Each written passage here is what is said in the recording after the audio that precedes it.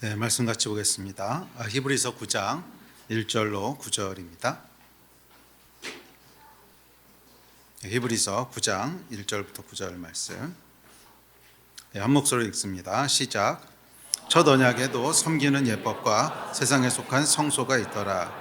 예비한 첫 장막이 있고 그 안에 등잔대와 상과 진설병이 있으니 이는 성소라 일컫고, 또 둘째 위장 뒤에 있는 장막을 지성소라 일컫나니, 금양로와 사면을 금으로 싼 언약궤가 있고 그 안에 만나를 담은 금항아리와 아론의 쌍난 지팡이와 언약의 돌판들이 있고, 그 위에 속죄소를 덮는 영혼의 그룹들이 있으니 이것들에 관하여는 이제 낱낱이 말할 수 없노라. 이 모든 것을 이같이 예비하였으니 제사장들이 항상 첫 장막에 들어가 섬기는 예식을 행하고 오직 둘째 장막은 대제사장이 홀로 1년에 한 번 들어가되 자기와 백성의 허물을 위하여 드리는 피 없이는 아니하나니, 성령이 이로써 보이신 것은 첫 장막이 서 있을 동안에는 성소에 들어가는 길이 아직 나타나지 아니한 것이라. 이 장막은 현재까지의 비유니 이에 따라 드리는 예물과 제사는 섬기는 자를 그 양심상 온전하게 할 수 없나니. 아멘. 오늘 본문인 히브리서 9장은 성막에 대한 이야기입니다. 구약의 첫 장막의 구조와 그 안에 있는 기물들을 묘사하는데, 이는 모두 하늘에 있는 진짜 장막에 대한 비유라고 말합니다.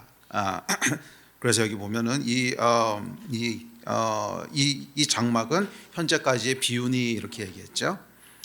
또 이는 모두 하늘에 있는 것들의 그림자며 모형이다 이렇게 얘기합니다. 시작.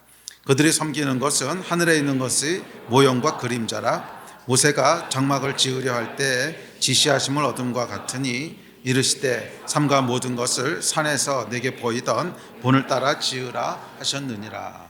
아멘. 자, 구약의 장막이 하늘에 있는 것들의 모형이고 그림자라면 과연 하늘에 있는 것의 원형은 어떤 것일까? 자, 오늘은 구약의 장막이 나타내고 있는 하늘에 있는 그 원형, 구약의 장막이 상징하고 보여주고 있는 그 원형은 무엇인지 함께 살펴보려고 합니다.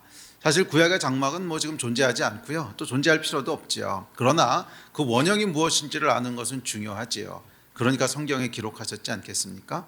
그래서 그 원형을 알고 이 장막이 의미하는 것에 영적인 의미들을 알고 그것을 누리는 것은 중요하다고 믿습니다. 자, 그래서 오늘과 다음번, 길면 다다음번, 한 두세 번에 걸쳐서 이 장막에 대한 이야기를 함께 살펴보려고 합니다. 장막이 의미하는 것이 무엇이고 그것의 영적인 의미가 무엇인가 하는 것을 들여다보려고 합니다. 자, 성막 또는 장막이라고 부르는데, 이 성막 또는 장막의 의미는 단순합니다. 하나님이 계신 곳이에요. 그러니까 구약 시대의 장막의 의미는 거기에 하나님이 계셔 하는 것입니다. 그런데 그냥 계시는 것이 아니라 백성들 가운데 거하시는 곳입니다. 그러니까 성막은 하나님이 계시기는 계신데 백성이 함께 계신 곳이에요. 백성과 함께 계신 곳이에요. 자, 그래서 성막은 그런 의미에서 하나님과 그의 백성들이 함께 거하는 하나님의 집이다 이렇게 말할 수 있습니다. 또한 이 성막에서는 무엇이 행해졌죠? 속죄의 제사가 행해졌습니다. 그러니까 성막의 주요 기능은 제사 지내는 거죠. 제사였습니다. 제사를 드리는 것입니다. 자, 근데 왜냐하면 이 하나님과 사람이 함께 거하는 곳이 성막인데, 하나님과 사람이 함께 거하는 것을 가로막는 가장 큰 장벽은 죄지요. 이제 죄의 문제가 해결되지 않으면 하나님과 함께 거할 수 없기 때문에 그렇습니다. 그래서 구약의 성소는 속죄 제사가 주된 기능이었습니다. 자, 이 세 가지가 땅의 성소가 예표하는 것입니다. 첫째는 하나님이 거하시는 곳이고, 둘째는 그 백성들과 함께 거하는 하나님의 집이고, 세 번째는 죄사함이 행해지는 곳이라는 것입니다. 그리고 이 모든 이 세 가지 의미의 중심에는 다 예수 그리스도가 계시죠. 그래서 성막은 예수님에 대한 계시다 이렇게 얘기할 수 있고, 동시에 예수 안에 누가 있습니까? 주의 백성들이 있죠. 우리가 그리스도 안에 있는 존재잖아요. 그래서 성막은 예수 그리스도에 대한 계시면서 동시에 예수 안에 있는 교회에 대한 계시기도 합니다. 그래서 성막은 이 두 가지를 동시에 나타냅니다. 예수 그리스도가 어떤 분이신가, 또는 하나님이 어떤 분이신가, 동시에 그 안에 있는 하나님의 백성은 어떤 존재인가 하는 것을 이야기해 주고 있는 것이 성막입니다. 자, 성막에 대해서 구체적으로 살펴봅시다. 자, 먼저 성막 전체에 대한 이 그림인데요. 성막은 크기가 100규빗 곱하기 500규빗이라고 나와 있습니다. 근데 규빗이 뭐냐면 50cm예요. 그러니까 규빗을 반으로 딱 자르면 미터가 나옵니다. 그러니까 100규빗이면 얼마인 거예요? 50m. 예. 그다음에 50규빗이면 25m. 그러니까 성막 전체의 넓이는 얼마나 되냐면 50m 곱하기 25m 정도 되는 넓은 축구장처럼 생긴 그런 땅입니다. 다음에 담장이 둘러져 있는데 담장은 2.5m 높이로 해가지고서 세마포장으로, 그러니까 천으로 이렇게 둘러져 있습니다. 자, 그래서 이 성막 전체는 인간과 함께 거하시는 하나님의 임재를 상징하는데, 이 임재는 인간의 몸을 입으시고 이 땅에 오신 예수 그리스도를 통해서 정점에 달하죠. 자, 그런 의미에서 성막은 1차적으로 이 땅에 거하신 하나님, 인간의 몸을 입고 오신 예수 그리스도를 1차적으로 예표하고 있습니다. 자, 요한복음은 이렇게 얘기합니다. 시작. 말씀이 육신이 되어 우리 가운데 거하시매. 자, 여기서 이제 거하시다라고 하는 단어를 썼는데, 거하시다의 헬라어는 스케노라고 하는 단어인데 천막을 치다 이런 뜻입니다. 자, 이 구약 시대 때 천막을 친다라고 하는 것은 뭐냐면 거기 거주한다 이런 의미입니다. 그러니까 잠깐 방문하는 것이 아니고요. 그러니까 오늘날은 천막 친다 그러면은 뭐 주말에 캠핑 갔나 보다 이렇게 생각을 하는데, 그게 아니고 뭐 그 당시에 광야에서는 여러분 주된 거주지가 천막이었잖아요. 그러니까 천막을 치다, 그러니까 스케노라고 하면 집을 졌구나 이런 뜻으로 이해가 됩니다. 그러니까 오늘날로 풀어 설명하면 말씀이 육신이 되어 우리 가운데 집을 지셨으니 뭐 이런 뜻, 아니면 최소한 전세를 드셨으니 뭐 하여간 이런 뜻이지, 잠깐 방문하라고 호텔 잡은 게 아니라는 거예요. 거하시다라고 하는 것은 우리 가운데 거주하시다 이런 뜻입니다. 우리 가운데 거주하시다. 하나님 어떤 분이시냐면 우리와 함께 거하시는 분이세요. 우리 가운데 집을 짓고 사시는 분이세요. 그런 하나님이세요. 그래서 우리 하나님은 당신 백성 가운데 처소를 두시고 사시는 분이십니다. 그래서 우리와 함께 거니시고 함께 먹으시고 함께 우시고 또 함께 고민을 들어주시고 함께 웃으시고 또 함께 갈등을 해결해 주시고 함께 안아주시고 하는 그런 분이시라는 거예요. 그래서 우리가 어디에 있든지 그곳에 하나님이 계십니다. 여러분이 어디에 있든지 하나님은 그곳에 장막을 치고 거하시는 분이세요. 그러면 여러분은 혼자가 아닙니다. 한순간도 혼자가 아닙니다. 아무도 보이지 않고 아무도 없는 것 같은 곳, 나 혼자 있는 것 같은 그곳에도 하나님은 거기 거하십니다. 아멘. 그래서 하나님은 당신 백성이 있는 곳이라면 그곳이 어디든지 스케네오, 장막을 치고 거하시는 분이십니다. 하나님은 당신 백성의 삶을 안고 서는 모든 것을 함께 하시는 분이세요. 이게 팩트입니다. 비록 눈에는 그게 보이지 않고 뭐 그럴지 몰라도 이게 팩트고 이게 현실입니다. 여러분이 있는 곳에는 그곳이 어디든지 하나님이 함께 거하십니다. 이 사실을 믿으시기 바랍니다. 성막이 계시하고 있는 첫 번째는 하나님은 우리와 함께 하신 하나님이시라는 거예요. 우리가 어디 있든지 간에 그곳에 거하시는 분이시라는 거예요. 아멘.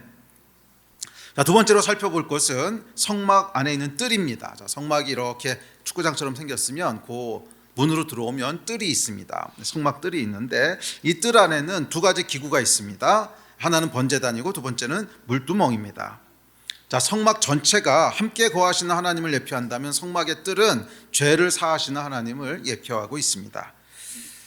자, 이제 그 안에 있는 첫 번째 기구는 번제단인데요. 자, 번제단은 말 그대로 희생 제물을 잡아서 번제를 드리는, 태워서 드리는 그 장소입니다. 우리 죄를 대신해서 제물의 생명을 취했습니다. 죄와 저주를 짐승에게 전가한 것이지요. 성경은 이렇게 얘기합니다. 시작. 율법을 따라 거의 모든 물건이 피로써 정결하게 되나니 피 흘림이 없은즉 사함이 없느니라. 자, 피를 흘려야만 죄를 사할 수 있다고 하나님이 정하셨기 때문에 하여간 짐승에게 죄를 전가하고 피를 흘려서 우리 죄를 사합니다. 그리고 그분이 예수님이시라고 얘기합니다. 다음 절 시작. 보라, 세상 죄를 지고 가는 하나님의 어린 양이로다. 그래서 이 번제단이 예표하는 것은 뭐냐면 짐승을 죽여서 피를 흘려서 죄를 사하는데 그분이 바로 예수 그리스도시라는 거죠. 그러니까 번제단이 예표하는 것은 십자가입니다. 번제단이 예표하는 것은 십자가입니다. 우리의 죄를 위해서 대신 피 흘려 죽으신 어린 양 예수. 자, 그런데 예수께서는 구약의 제물과는 같은 듯 다르신데, 같은 건 뭐냐면 죄를 위해서 피 흘리셨다는 거고, 다른 건 뭐냐면 더 좋은 제물이 되셨다는 거예요. 구약의 제물과는 다른 더 좋은 제물이 되셨는데, 그 더 좋은 제물의 내용이 뭐였냐면, 구약의 제물은 자주 반복해서 매번 드려야 되는데, 예수께서는 단번에 자기 자신을 드리심으로 영원히 죄를 사하셨어요. 자, 여기서 중요한 것은 영원히라고 하는 단어입니다. 영원히 죄를 다하셔서 현재의 죄뿐만이 아니라 과거의 죄뿐만이 아니라 미래에 있을 모든 죄까지도 다 처리하셨다는 거예요. 그 죄는 여러분 결과가 있습니다. 과거의 죄, 현재의 죄, 미래의 죄가 모두 우리 삶에 어떤 고통스러운 결과들을 남깁니다. 과거의 죄가 있죠. 과거의 죄의 문제는 뭐냐면 그 죄가 다 지나갔어요. 지나갔는데도 불구하고 흔적이 남아 있습니다. 뭐죠? 죄책감이 남는 거죠. 죄책감이 남아서 마음을 청안하지 못하게 합니다. 오랫동안 마음에 짐을 지웁니다. 이게 이제 과거의 죄가 우리 삶 가운데 미치는 부정적인 영향이죠.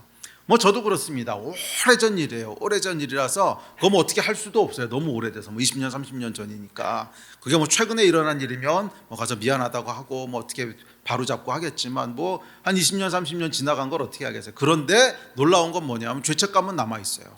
그런데 죄책감은 남아서 그때 그렇게 하는 게 아니었는데, 그때 말을 좀 더 곱게 하는 거였는데, 뭐 이런 죄책감 뭐 없으세요? 저도 막 그런 죄책감이 남아 있어요.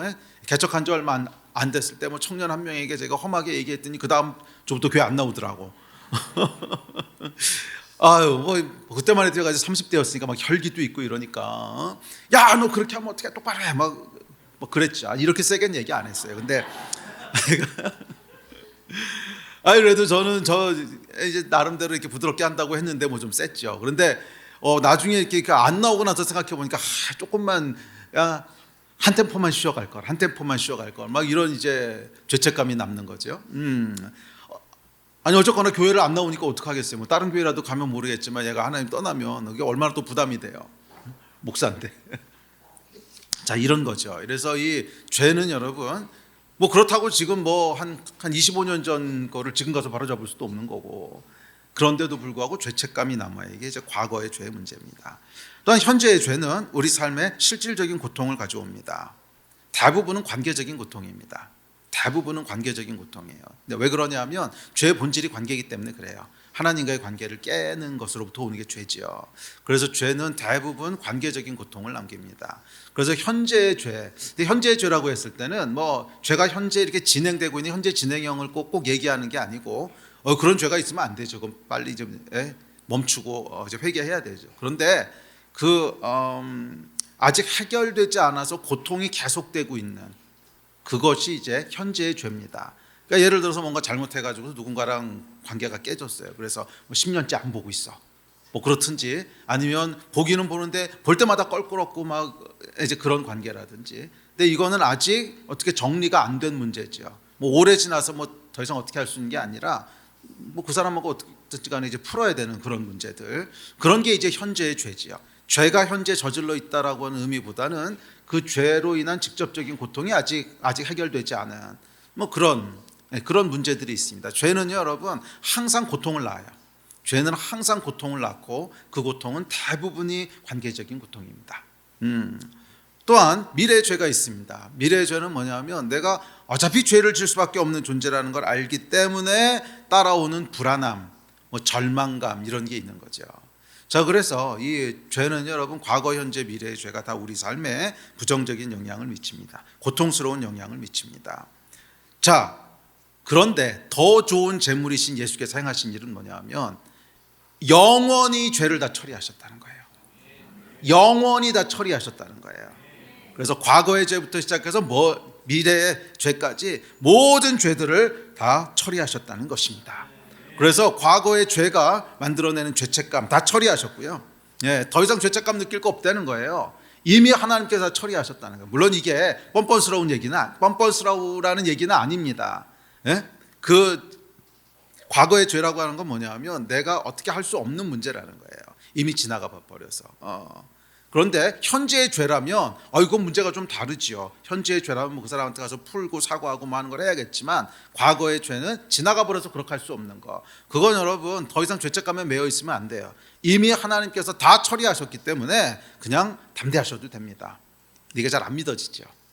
믿으셔야 돼요. 다음에 이 현재의 죄가 주는 고통도 다 하나님께서 능력으로 해결하실 것이고, 미래에 있을 모든 문제까지 완벽하게 처리하셨다는 거예요. 그것이 더 좋은 재물이신 예수 그리스도께서 행하신 일입니다. 아멘. 이 죄사함의 은혜와 능력들을 충만하게 누리시기 바랍니다. 자, 그런데 이 번제단과 함께 존재하는 게 뭐예요? 물두멍이에요. 그래서 이 번제단과 물두멍은 여러분 죄사함을 위한 어떤 상징들인데, 두 개는 하나의 짝으로 되어 있습니다. 그래서 하나만 가지고 되는 게 아니라 두 개가 반드시 함께 있어야 정상적으로 작동하도록 그렇게 되어 있어요. 자, 번제단이 있는데 이 번제단에서 여러분 죄를 다 처리합니다. 뭐 짐승을 잡고 태우고 피 흘리고 다 처리해요. 그런데 제사장이 이제 성소에 들어가기 전에 뭘 하냐 하면 반드시 물두멍에 가서 이렇게 씻습니다. 손발을 씻어요.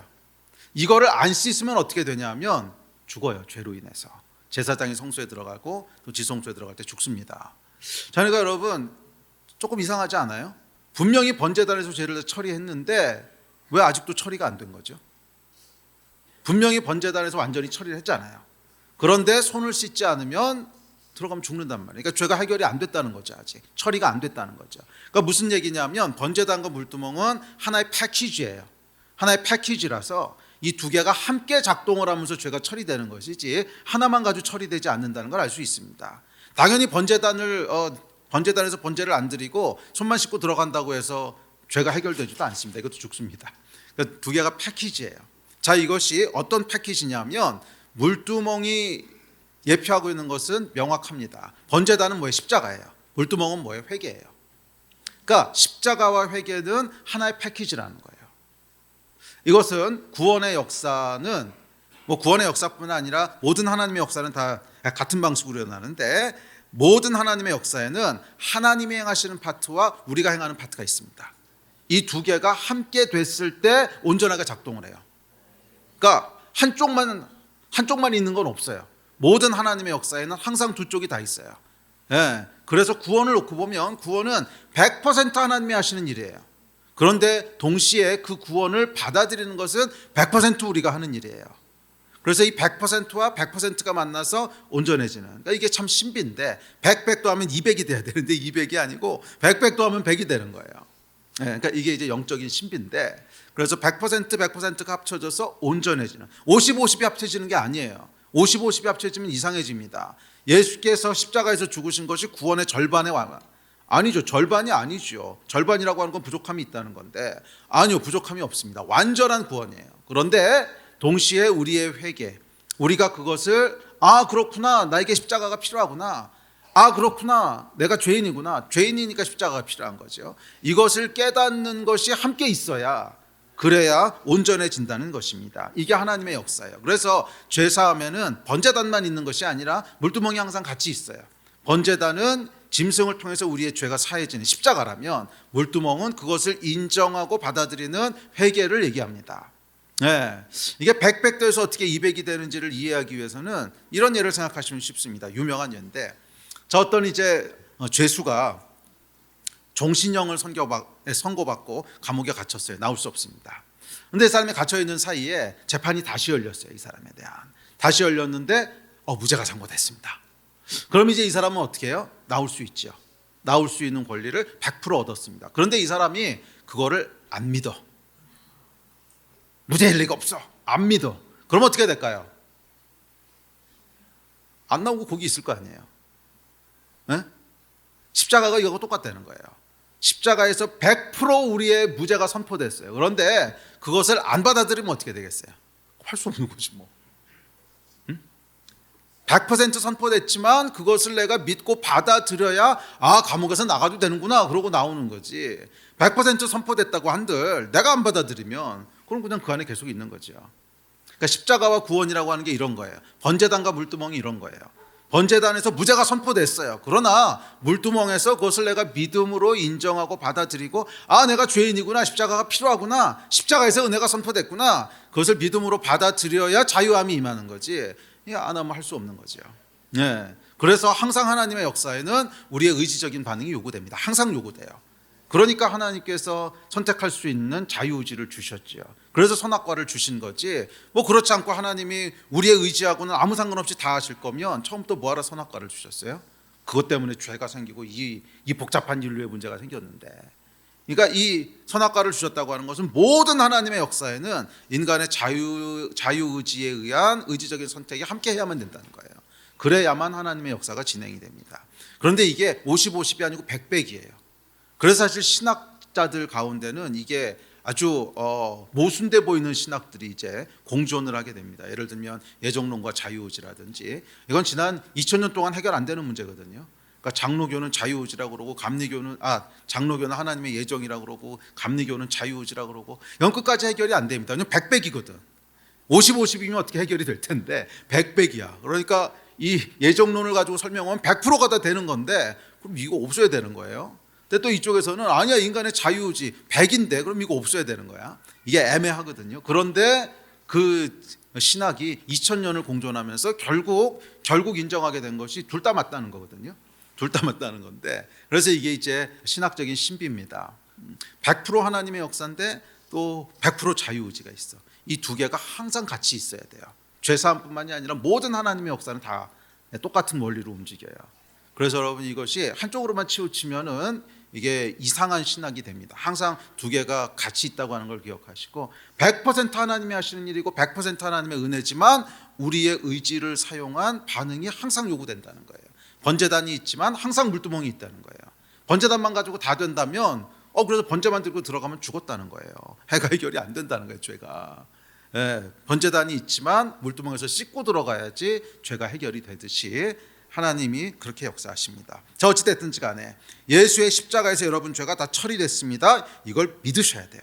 이 믿음의 반응을 통해서 십자가의 능력이 우리 삶 가운데 행해지는 거예요. 아무리 예수께서 다 행하셨어도 내가 믿고 받아들이지 않으면 안 돼. 아무 효과가 없어요. 이해가 되십니까? 저와 여러분의 죄는 처리됐습니다. 믿으십시오. 저와 여러분은 하나님 앞에 완전합니다. 믿으십시오. 더 이상 어떠한 죄의 형벌도, 죄로 인한 고통도 없습니다. 믿으십시오. 죄로부터 저와 여러분은 완전히 자유케 됐습니다. 믿으십시오. 이 믿음으로 우리는 물두멍에서 손을 씻습니다. 할렐루야. 자, 세 번째 장소는 성소입니다. 자, 이제 뜰을 지나면 이제 이렇게 텐트를 쳐놓은 성막이 있습니다. 이게 약간 그 군대 지휘 막사 같이 비슷하게 생긴 약간 그런 건데, 거기를 이제 중간을 휘장으로 이렇게 나누어서요, 첫째 장막, 둘째 장막이라고 부릅니다. 그래서 여기를 성소, 지성소라고 부르죠. 자, 어쨌거나 성막들을 지나면 이제 장막 안으로 들어가게 되는데, 들어가서 첫 번째로 만나게 되는 장소가 성소입니다. 이 성소에는 세 가지 기구가 있는데, 첫째는 등잔이 있고요, 두 번째는 진설병에 올려져 있는 떡을 놓는 이 상이 있고, 세 번째는 분향단이 있습니다.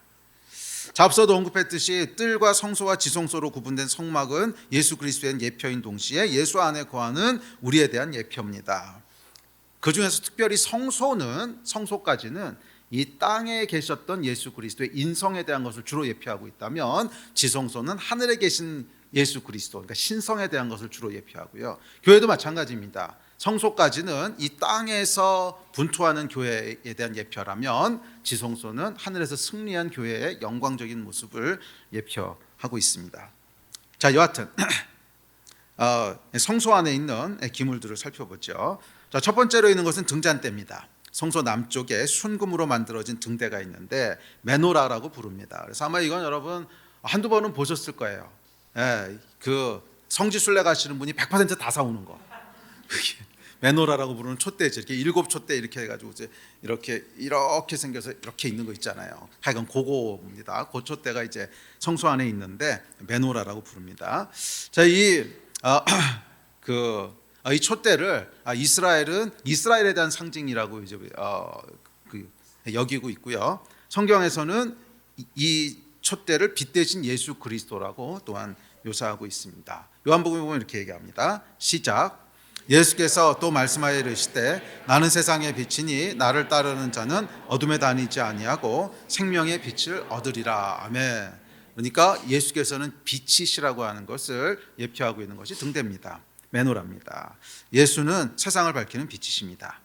무지의 어둠을 밝히는 진리의 빛이시고, 절망의 어둠을 밝히는 소망의 빛이시고, 죽음의 어둠을 밝히는 생명의 빛이시고, 증오의 어둠을 밝히는 사랑의 빛이시고, 분열의 어둠을 밝히는 평화의 빛이시고, 하나님께 나아가는 길을 밝히시는 새롭고 산 빛이십니다. 뿐만 아니라 예수는 우리의 매일의 삶을 밝히시는 발등의 등이라고 얘기합니다. 아멘. 다음 구절 시작. 주의 말씀은 내 발의 등이요 내 길의 빛이니이다. 아멘. 그래서 여러분, 예수를 바라볼 때 길이 보이는 거예요. 아무것도 없어 보이던 곳에 길이 보입니다. 어둠이 걷히고 보이기 시작합니다. 언제? 예수를 바라볼 때. 그러므로 여러분, 어둠 속에서는 길을 찾기 전에 예수를 먼저 찾아야 돼요. 예수를 먼저 바라봐야 됩니다. 그러면 길은 자연스럽게 보이는 거예요. 왜? 예수가 빛이시니까. 깜깜한 어둠 속에서 길을 찾고 있다고 생각해 보십시오.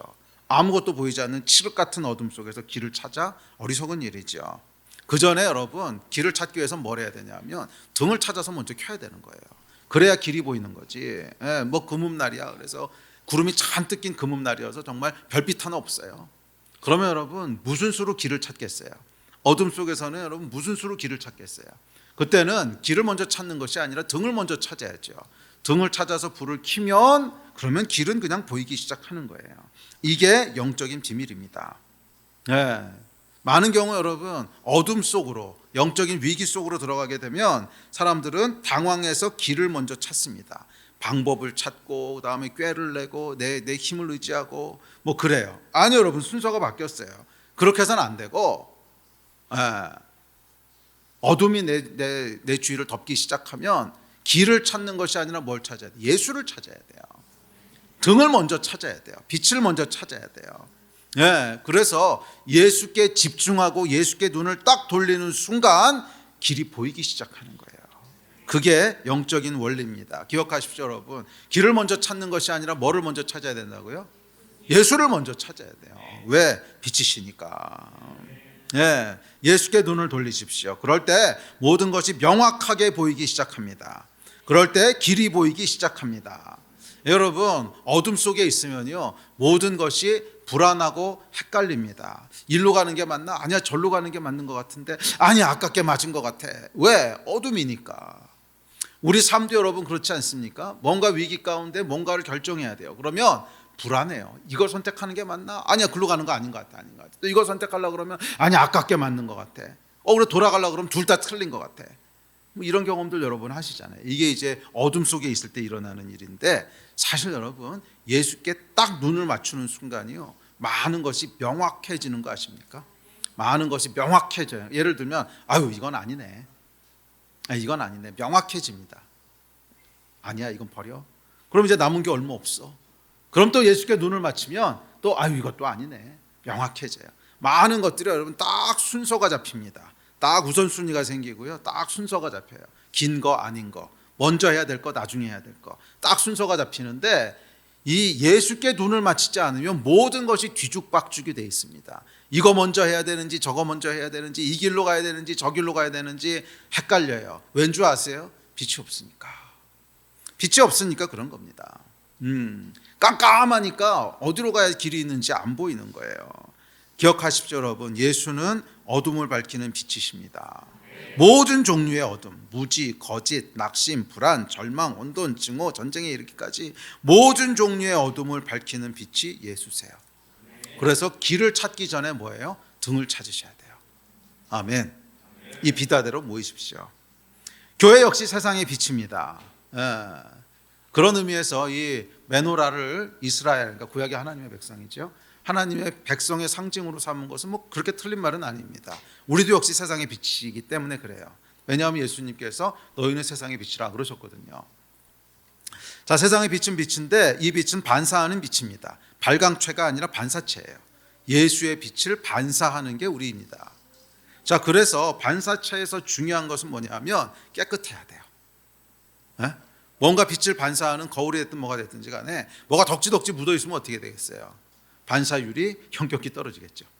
그래서 반사체가 빛을 발하는 것에 가장 중요한 것은 깨끗해야 돼요. 정결해야 돼요. 그래서 깨끗하고 정결할 때 세상은 예수의 빛을 우리를 통해서 보는 거예요. 예수의 빛을 반사체를 통해서 보게 되는 거예요. 그것이 교회인 줄 믿습니다. 자, 그다음에 성소 안에 있는 두 번째 기물은 떡상과 그 위에 올려져 있는 진설병입니다. 성소 북쪽에 있는데요. 자, 이 성소 북쪽에는 떡상이 있고요. 그 위에는 매 안식일마다 뜨거운 것으로 갈아놓는 12덩어리의 떡이 있습니다. 이걸 진설병이라고 부릅니다. 예수께서는 이 떡을 자신이라고 말씀하셨어요. 생명의 떡이다. 자, 다음 절 시작. 예수께서 이르시되 나는 생명의 떡이니 내게 오는 자는 결코 줄이지 아니할 터이요 나를 믿는 자는 영원히 목마르지 아니하리라. 아멘. 예수께서는 생명의 떡이신데 또 이 떡에 대해서 신명기에 보면 이렇게 얘기합니다. 시작. 사람이 떡으로만 사는 것이 아니요 여호와의 입에서 나오는 모든 말씀으로 사는 줄을 내가 알게 하려 하심이니라. 아멘. 그리고 예수께서는 말씀이 육신이 되신 분이세요. 그러니까 결국 이 떡은 뭐라는 거예요? 말씀이라는 거예요. 하나님의 말씀이, 예수의 말씀이 생명의 떡이라는 것입니다. 이 땅을 살아가는 하나님의 백성은 말씀으로 영혼의 양식을 삼는 거예요. 떡을 먹지 않으면 죽듯이 우리 영혼 역시 그렇습니다. 말씀을 먹지 않으면 죽습니다. 우리의 영은 여러분 육하고 비슷합니다. 육도 여러분 혹시 오늘 아침에 끼니 들고 오셨어요? 이중적인 의미입니다. 끼니 먹고 오셨어요?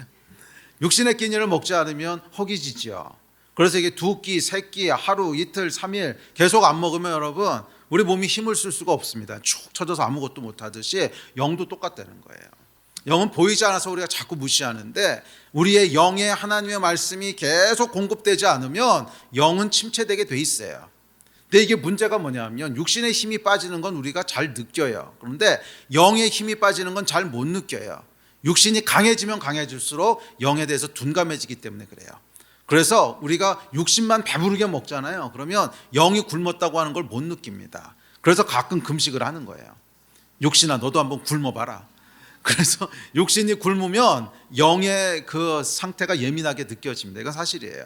육신이 너무 편안하고 너무 이렇게 배부르면 영의 상태가 잘 감지가 안 돼요. 그런데 영도 육신하고 똑같아요. 안 먹으면 처지는 거예요.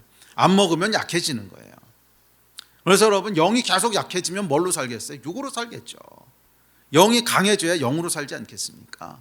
그러려면 되든지 안 되든지 계속 하나님의 말씀을 먹어야 돼요. 한꺼번에 과식하는 거로 안 돼요. 꾸준히 먹어야 돼요.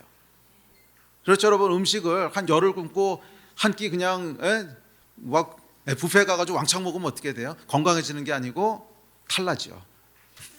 영도 참 비슷합니다. 영도 여러분 굶다가 한꺼번에 확 먹었다고 해서 영이 충만해지지 않더라고요. 영이 건강해지는 건 뭐냐면 느껴지든 느껴지지 않던 보이든 보이지 않던 꾸준히 하나님의 말씀을 계속 내 삶 가운데 먹이는 거예요. 꾸준히. 오늘도 하나님의 말씀으로 내일도 하나님의 말씀으로 꾸준히. 이게 여러분 얼마나 파워풀한지는 사람들이 잘 몰라요. 이 꾸준함이 있으셔야 돼요. 말씀에 대한 꾸준함. 매일매일 하나님의 말씀을 거르지 않고 오늘도 하나님의 말씀으로 내일도 하나님의 말씀으로 그렇게 먹을 때 우리의 영이 강건해지는 거예요. 아멘. 또한 이 떡은 12덩어리죠. 그래서 이 12지파에 대한 상징으로 해석하기도 합니다. 그러니까 무슨 얘기냐면 항상 이 성막은 예수님에 대한 예표인 동시에 교회에 대한 예표라고 했죠. 그래서 구약에서 12지파, 신약에서 하나님 백성이지요. 그래서 이 떡은 하나님의 백성의 예표기도 하는데 어떻게 한다는 거? 매 안식일마다 새로운 뜨거운 떡을 갖다 놓는데요. 여러분은 찬떡이십니까? 뜨거운 떡이십니까? 매일매일 매 안식일마다 뜨거운 떡으로 갈아 놓는다는 거예요. 무슨 얘기냐면 새로운 뜨거움을 가지고 하나님 앞에 머문다는 거예요. 새로운 식어버린 것이 아니라 새로운 어떤 열정, 새로운 그런 그 충만함, 새로운 하나님에 대한 감사, 새로운 하나님에 대한 은혜, 이 새로운 뜨거움을 가지고 하나님 앞에 머물지 다 식어버린 찬 거 가지고 머물지 않는다는 거예요. 그것이 뜨거운 진설병이 예표적으로 보여주고 있는 것입니다. 다시 한번 묻습니다. 여러분, 찬떡이십니까? 뜨거운 떡이십니까? 그러니까 찬떡이라고 하는 건 뭐냐면 옛날 먹은 하나님의 양식 가지고 지금까지 내가 뜨거울 수는 없어요. 지금 막 지은 떡을 먹어야지. 지금 막 지은 떡을. 이해되세요? 그래서 이 말씀은 여러분 진짜 육신의 양식이랑 똑같습니다. 옛날에 먹어서 내가 크게 은혜 받은 게 있어. 1년 전에. 1년 전에 여러분이 잔치 음식 먹은 거 가지고 지금까지 배부르세요? 아니잖아요.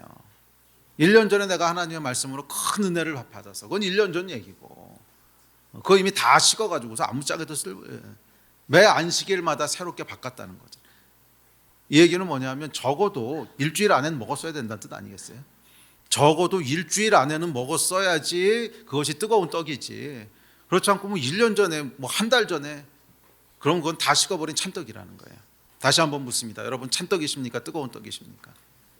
우리는 뜨거운 떡으로 하나님 앞에 머물러야 된다 하는 것이 한 가지 예표하고 있는 바입니다. 계속 안식일마다 새로운 떡으로, 뜨거운 떡으로.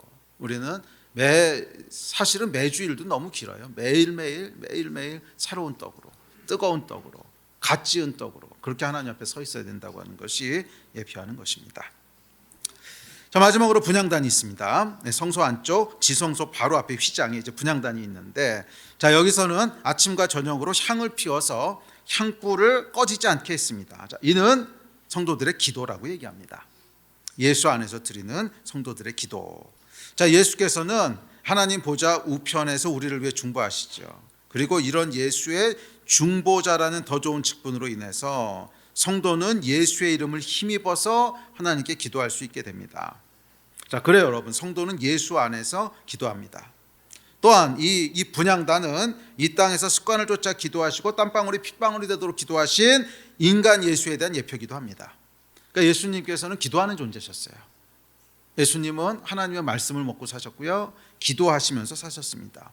그러니까 예수께서는 비록 하나님이시지만 스스로의 힘으로 사시지 않으셨어요. 지난번 부활절 때도 살펴봤지만 예수는 철저하게 하나님께 의지해서 하나님의 능력으로 사셨습니다. 그렇지 않다면 우리는 소망이 없어요. 하나님이시니까 그러셨겠지 뭐. 예수의 제자, 아이고 스승하고 이게 뭐 비슷해야 제자가 되는 거지. 하나님이신 걸 우리가 어떻게 따라갑니까? 그럼 끝나는 거예요. 그런데 예수는 비록 하나님이셨지만 그래서 기도할 필요 없었어요, 사실은. 그럼에도 불구하고 예수께서는 철저하게 기도하심으로 사셨고요. 말씀 안 보셔도 돼요. 그래도 철저하게 하나님의 말씀을 먹고 사셨어요. 네, 우리도 그럴 수 있다는 거예요. 그게 우리에게 소망이라는 거예요. 우리도 기도하면 예수처럼 살 수 있다는 거예요. 우리도 기도하면 예수처럼 될 수 있다는 거예요. 아멘. 네. 자, 어찌됐든 간에 이 성소 안에 있는 세 가지 기구는 예수의 인성을 예표합니다. 그리고 성도들이 이 땅에서 따라야 될 모범이기도 합니다. 예수께서는 기도하는 존재셨듯이 성도들도 그렇고요. 예수께서 말씀으로 사셨듯이 우리도 그렇고, 예수께서 세상에 비치셨듯이 우리도 그렇습니다. 자, 마지막으로 한 가지 더 살펴볼 텐데 그것은 지성소입니다. 사실 지성소는 이제 다음 주에 이어서 살펴볼 텐데, 지성소에 있는 금향로가 있는데 요거 하나만 오늘 같이 살펴보려고 합니다. 자, 이것을 살펴보는 이유가 있는데, 금향로는 지성소 안에 있긴 하지만 위치가 애매합니다. 성소로 나왔다가 제사장이 가지고 다시 들어갔다가 가지고 나왔다가, 그래서 이것이 성소에 있는지 지성소에 있는지 애매해요. 그래서 그냥 요 금향로까지는 성소 쪽에 포함해서 함께 살펴보고 다음 주에 이제 지성소를 이어서 보려고 합니다. 자, 지성소는 성소와 휘장으로 분리되어 있는데, 지성소가 예표하는 것은 명확합니다. 하나님의 임재예요. 거기 하나님이 계신 곳이고 하나님의 보좌가 있는 곳을 상징합니다. 자, 그리고 지성소는 예수의 신성을 예표하기도 합니다. 자, 지성소에는 크게 두 개가 있어요. 금향로와 언약궤, 이렇게 두 개가 있는데, 사실 금향로는 가지고 왔다 갔다 하는 거기 때문에 엄밀하게 얘기하면 하나가 딱 있는 거예요. 언약궤 하나가 딱 있습니다. 그리고 그 언약궤 안에는 이제 세 가지가 들어있죠. 만나가 들어있고, 쌍난 지팡이 들어있고, 돌판 들어있고, 고개 들어있고, 그 위에 뚜껑을 덮습니다. 근데 이 뚜껑을 속죄소라고 부릅니다. 근데 왜냐하면 짐승을 잡아서 피를 거기다 뿌리기 때문에 속죄소라고 부르고요.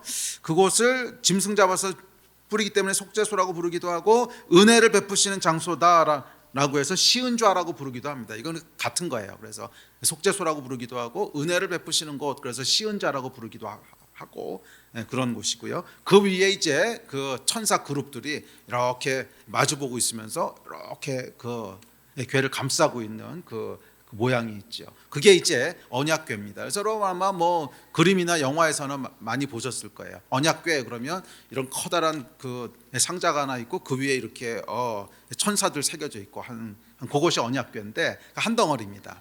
그래서 세 파트로 되어 있는 거죠. 언약궤가 있고 속죄소가 있고 천사들이 있고 하여간 그거 하나가 있는 거예요. 지성소에는. 그 다음에 이제 금향로가 있습니다. 자, 금향로에 대해서 좀 더 살펴보려고 하는데, 자, 성소에 있는 아까 분향단이 있다 그랬죠. 향을 꺼지지 않게 계속 피우고 있는 분향단이 있는데, 금향로는 대제사장이 1년에 한 번 대속제일에 성소에서 향을 피워서 지성소로 가지고 들어가요. 그러니까 분향단은 성소에 고정되어 있는 건데 금향로는 성소에서 향을 지펴서 지성소로 가지고 들어가는 것입니다. 그래서 이것은 성소 안의 기물이라고 봐야 될지 지성소의 기물이라고 봐야 될지 애매해요. 둘 사이를 왔다 갔다 하는 그런 것입니다. 저희 금향로에 대해서 성경은 이렇게 얘기합니다. 다음 절 시작. 그 두루마리를 취하심에 네 생물과 24장로들이 그 어린 양 앞에 엎드려 각각 검은 고와 향이 가득한 금대접을 가졌으니 이 향은 성도의 기도들이라.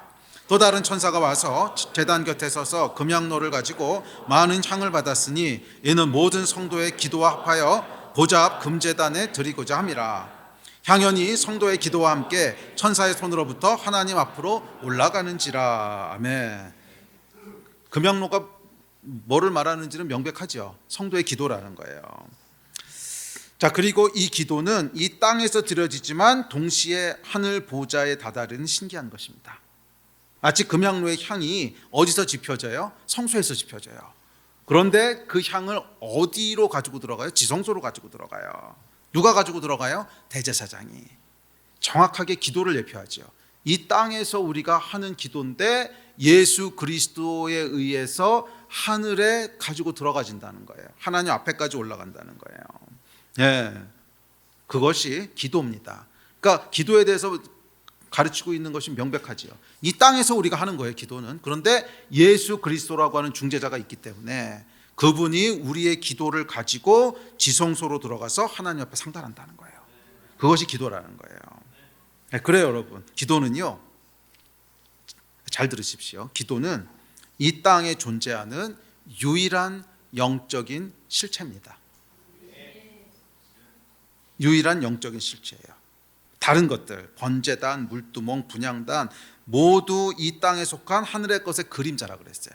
다 그림자인데 금향로만은 그림자가 아니라 하늘의 영역으로 직접 들어가는 영적인 실체라는 거예요.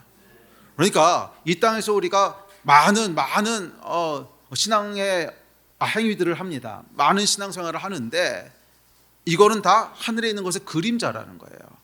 비유적인 것이고 상징적인 것이고, 그렇죠? 그러니까 무슨 얘기냐면 이곳에 와서 여러분들이 예배를 드립니다. 그런데 이 예배 자체가 하늘에 속한 건 아직 아니죠. 우리가 여기서 예배하는 것은 하늘에 있는 하나님을 예배합니다 라고 하는 것을 우리가 그림자로서 모형으로서 우리의 육체로 지금 행하고 있는 거죠.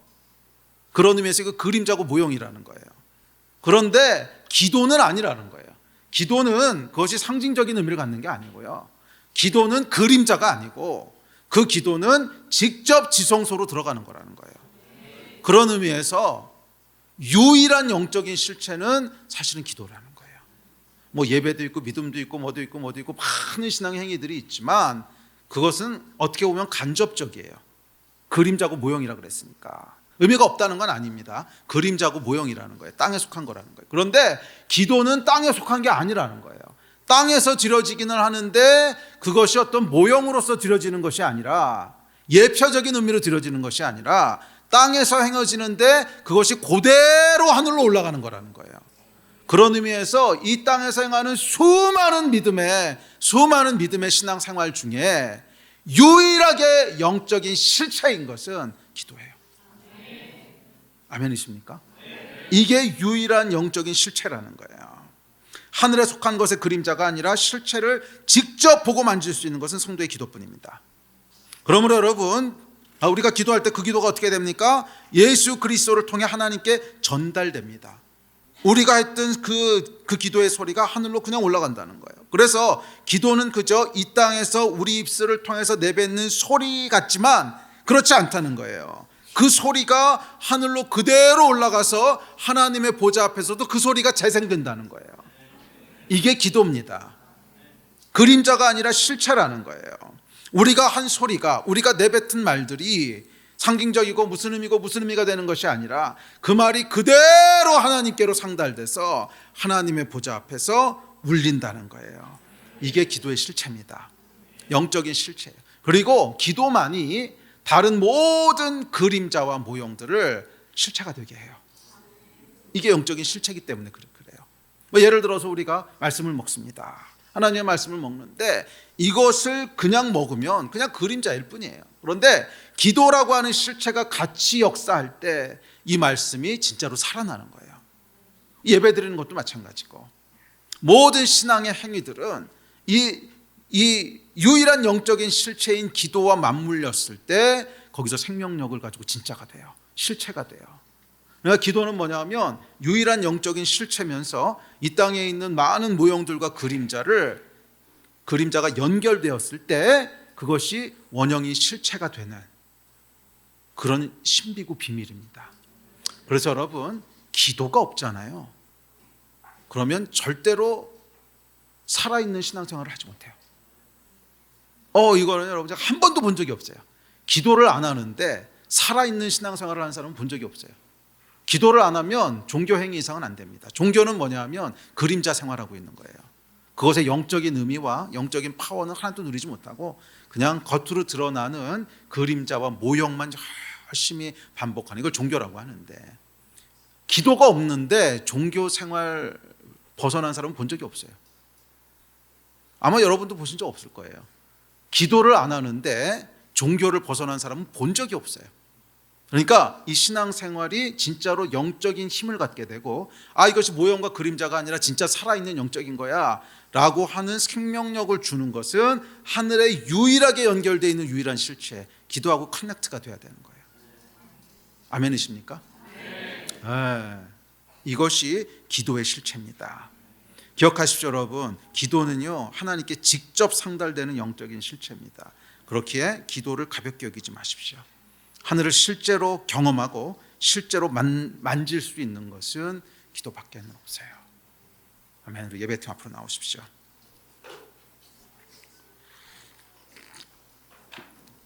자, 말씀을 마무리합시다. 그래요. 하나님은 하늘에 계시지만 동시에 이 땅에서 성도들과 함께 거하시는 분이십니다. 그리고 우리의 기도는 이 땅에 있는 것 같지만 동시에 하늘에 있는 것입니다. 그래서 이 두 가지가 여러분 하나로 이렇게 짝을 이루고 있습니다. 하나님은 하늘에 계신 것 같지만 땅에 우리와 함께 계시는 분이시고, 우리의 기도는 땅에서 지르는 소리 같지만 하늘에 속해 있는 것이고, 그래서 이 두 개가 합쳐지면서 뭐예요? 하늘과 땅이 같이 합쳐지는 거예요. 하나님이 우리와 함께 계시는 거예요. 어디에? 이 땅에. 그리고 그 하늘에 계신 하나님께서 우리의 소리를 들으시는 거예요. 어떤 소리? 이 땅에서 호소하는 소리. 기도는 여러분 하늘에서 호소하는 것이 아닙니다. 땅에서 호소하는 것이지. 땅에서 호소한다고 하는 것은 뭐예요? 이 땅의 수많은 고통과 삶의 어려움들과, 땅은 그런 곳이잖아요. 하늘은 눈물도 없고 더 이상 슬픔도 없고 고통도 없는 영원한 영광 가운데 거하는 곳입니다. 그곳에서 우리가 드리는 기도는 아마 예배와 찬양과 감사 외에는 없을 거예요. 그러나 이 땅에선 다르잖아요. 이 땅에서는 호소할 것들이 있습니다. 죄로 인한 고통, 슬픔, 낙심, 절망. 땅은 그런 곳이잖아요. 그런데 기도는요 땅에서 드리는 거라는 거예요. 땅에서 우리가 호소하는 거라는 거예요. 이 땅의 황폐함을, 이 땅의 고통을, 낙심과 슬픔을 호소하는 거라는 거예요. 그런데 그 호소가 하나님의 귀에 들린다는 거예요. 그리고 그 하나님께서 우리 가운데 거하신다는 거예요. 이게 복음 아닙니까? 이게 복음 아닙니까? 기억하십시오. 하나님은 우리와 함께 하시고요, 하나님은 우리의 기도를 들으십니다. 이 놀라운 비밀과 능력을 누리시는 여러분 되시기를 주의 이름으로 축복합니다. 우리 일어나서 같이 기도합시다.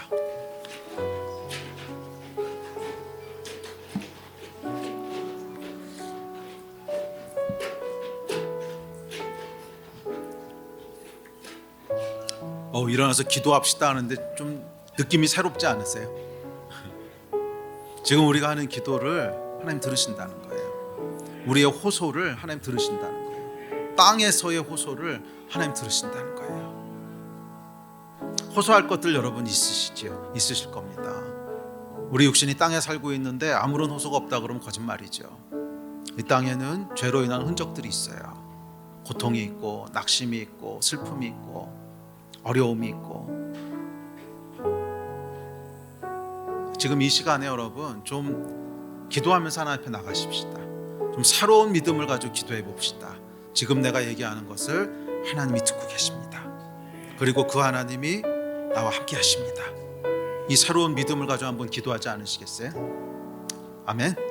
우리 함께 좀 기도하실 때 주여 한번 부르짖고 기도하실 텐데, 우리의 하나님이 들으시는 이 호소를 가지고 주님 앞에 간절히 기도하며 나갑시다. 예수의 이름을 의지해서 기도하십시오.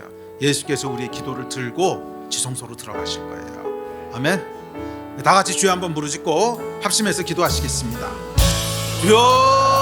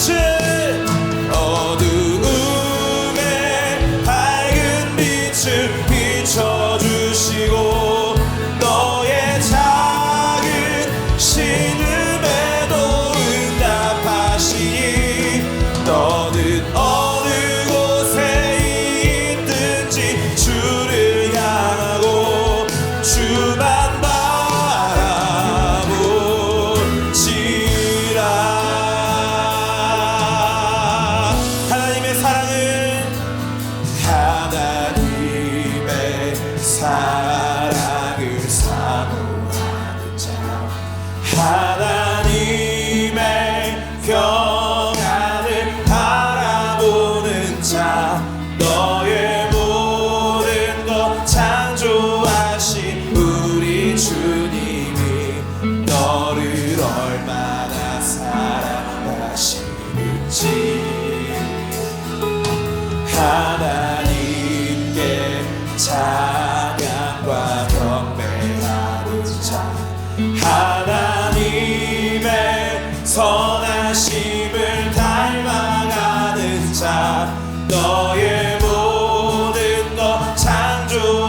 하신 우리 주님이 너를 자녀 삼으셨네. 하나님 사랑의 눈으로, 하나님 사랑의 눈으로 너를 어느 때나 바라보시고, 하나님 인자한 귀로서 언제나 너에게 기울이시니 어두움에 밝은 빛을 비춰주시고 너의 작은 신음에도 응답하시니 너는 어느 곳에 있든지 주를 향하고 주만 바라보. 어둠의 밝은 빛을, 어두움에 밝은 빛을 비춰주시고 너의 작은 신음에도 응답하시니 너는 어느 곳에 있든지 주를 향하고 주만 바라볼지라. 예, 우리 가운데 거하시며 우리의 기도를 항상 들으시는 하나님, 주의 백성들이 이 땅의 고통과 이 땅의 어둠 속에서 부르짖는 호소를 오늘도 들으시고 우리 가운데 거하시며 함께 역사하시는 줄 믿습니다. 주님, 우리의 작은 신음에도 응답하시고 우리의 작은 고통에도 함께 하시며 우리의 기도를 통해 우리의 삶에 역사하시고 구원하시는 우리 하나님을 믿사오니 이 기도의 신비를 누리며 기도의 신비한 능력을 경험하는 귀한 성도들 다 되게 하여 주십시오. 그래서 비록 우리의 몸은 이 땅을 살아가지만 이 영적인 실체를 경험하며 살아가는 귀한 성도들 되기를 간절히 소원하오니 기도를 통하여 우리 하나님을 만나며 기도를 통하여 우리 하나님의 놀라우신 살아계심을 경험하며 그래서 모양과 그림자가 아니라 실제 영적인 것들을 살아가는 영의 생명을 살아가는 귀한 성도들 다 되게 하여 주시옵소서. 우리와 함께 하신 하나님을 찬양합니다. 우리와 함께 하신 하나님을 신뢰합니다. 우리와 함께 하신 하나님을 믿습니다. 이 믿음으로 걸어가는 귀한 성도들 다 되게 하여 주시옵소서. 감사합니다. 주 예수 그리스도의 이름으로 기도했습니다. 아멘.